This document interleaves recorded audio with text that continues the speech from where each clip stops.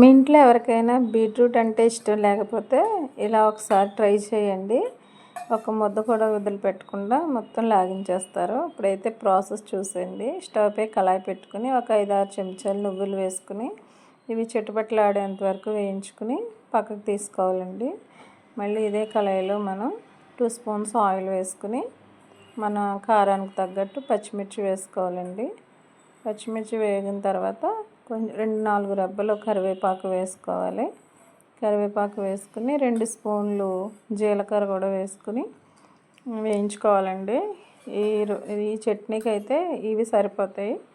Next ఇవి వేగిన తర్వాత పక్కకు తీసుకుని మనం ముందుగా కట్ చేసుకున్న బీట్రూట్ ముక్కలు అయితే ఇందులో వేసుకుని మగ్గించుకోవాలండి.